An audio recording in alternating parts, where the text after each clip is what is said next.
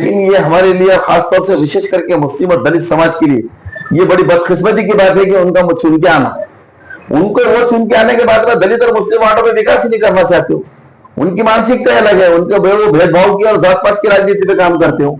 बातें तो इतनी अच्छी करते कि शायद फीका दिखता, लेकिन जमीन पे काम पूरा जहर के जैसा, एक भी काम नहीं करता। तो देखिए ये एक पार्टी है, बीजेपी पार्टी जो पार्टी है, इसने पूरे देश के अंदर, पूरे मुल्क के अंदर, गोशे गोशे के अंदर पूरा जहर घोलने का काम कर रही है।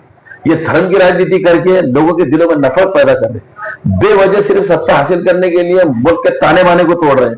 तो ये बहुत गलत बात है और इस तरीके की राजनीति बहुत घटिया राजनीति, और ऐसी राजनीति को अगर खत्म कर सकता है तो अवाम खत्म कर सकती है जो इनको वोट दे रहे। अगर अवाम को भारतवर्ष को मजबूत रखना है, हमारी रियासत को मजबूत रखना है, हमारे मतदार संघ को मजबूत रखना है, तो ऐसी सोच और ऐसी फिक्र रखने वालों को खतः असेंबली तक और विधानसभा तक नहीं पहुंचना चाहिए। अतुल सावे जैसी सोच रखने वाले लोगों को हराओ और अच्छे लोगों को, पढ़े लिखे लोगों को, जो सारे समाज को लेकर।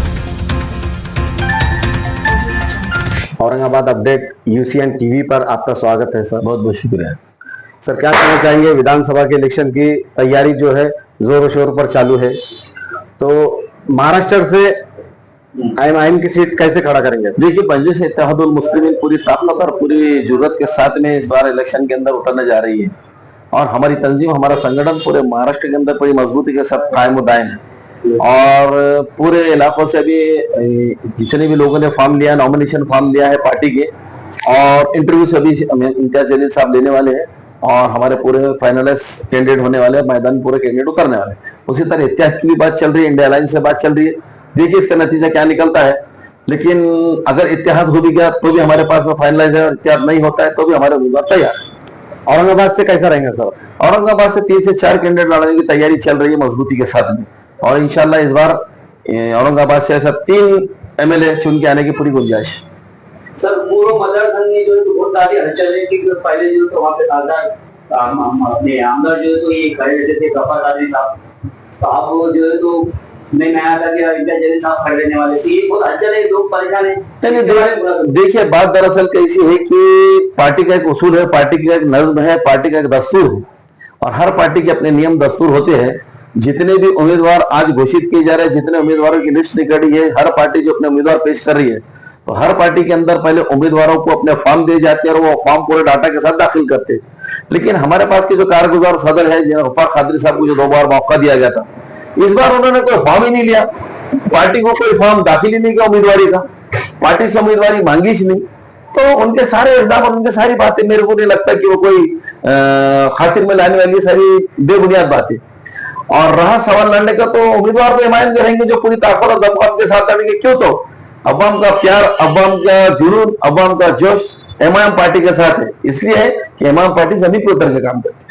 पूर्व से अतुल सावे आमदार थे, इनके 5 सालों में कैसा विकास हुआ अपने शहर? नहीं, अतुल सावे साहब 10 साल से आमदार रहे हुए हैं, लेकिन ये हमारे लिए खासतौर से विशेष करके मुस्लिम और दलित समाज के लिए ये बड़ी बदकिस्मती की बात है कि उनका चुन के आना, उनको वो चुन के आने के बाद में दलित और मुस्लिम वार्डों में विकास ही नहीं करना चाहते हो। उनकी मानसिकता अलग है, उनके वो भेदभाव की और जात पात की राजनीति पे काम करते हो। बातें तो इतनी अच्छी करते कि शायद फीका दिखता, लेकिन जमीन पे काम पूरा जहर के जैसा, एक भी काम नहीं करता। तो देखिए ये एक पार्टी है, बीजेपी पार्टी जो पार्टी है, इसने पूरे देश के अंदर, पूरे मुल्क के अंदर, गोशे गोशे के अंदर पूरा जहर घोलने का काम कर रही है। ये धर्म की राजनीति करके लोगों के दिलों में नफरत पैदा कर रहे, बेवजह सिर्फ सत्ता हासिल करने के लिए मुल्क के ताने बाने को तोड़ रहे हैं। तो ये बहुत गलत बात है, और इस तरीके की राजनीति बहुत घटिया राजनीति, और ऐसी राजनीति को अगर खत्म कर सकता है तो अवाम खत्म कर सकती है जो इनको वोट दे रहे। अगर अवाम को भारतवर्ष को मजबूत रखना है, हमारी रियासत को मजबूत रखना है, हमारे मतदार संघ को मजबूत रखना है, तो ऐसी सोच और ऐसी फिक्र रखने वालों को खतः असेंबली तक और विधानसभा तक नहीं पहुंचना चाहिए।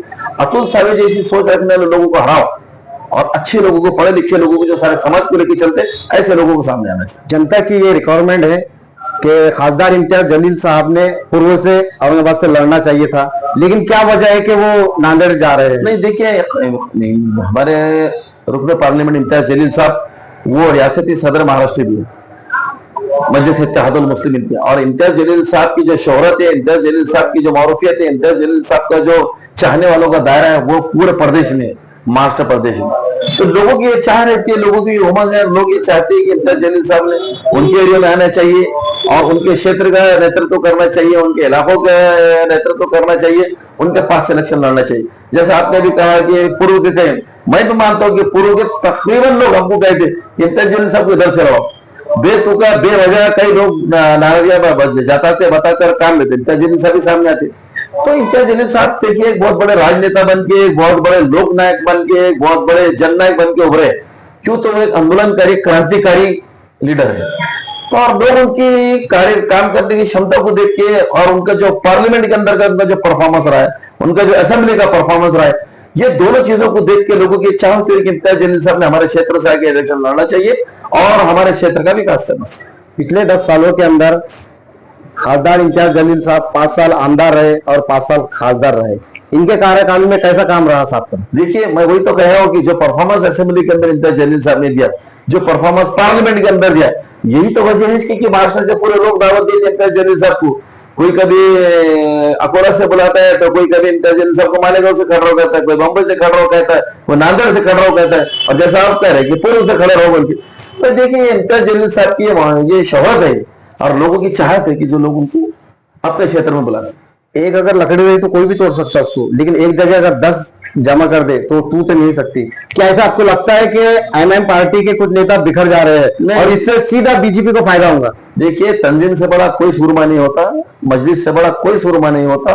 जो मजलिस का दामन छोड़ेगा सबके अस्थि से मिट जाएगा।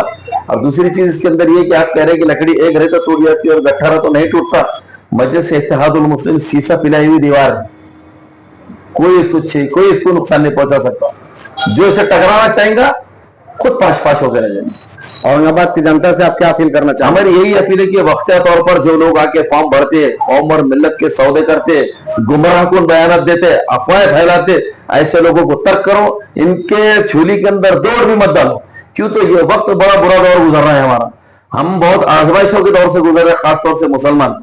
और देखिए अभी अपने बकरीद के वक्त का देखा होगा हसास मसला, जैसे जैसे मसले भी सामने आ रहे हैं, कौन आपकी क़यादत को सामने आ रहा है? सिवाय मस्जिद से इत्तेहादुल मुस्लिम और इम्तियाज जलील साहब की कोई सामने नहीं आ रहा। इसलिए वक्तिया तौर पर आके फॉर्म भर के माहौल को खराब करने वाले लोगों की बातों में ना हो और अपने मुस्तकबिल को, सियासी मुस्तकबिल को देखो और हमारे बड़े फायदे को देखो। और इसलिए ये वक्तिया तौर पर सौदे करने वालों को तर्क करो और मस्जिद से इत्तेहादुल मुस्लिम का साथ।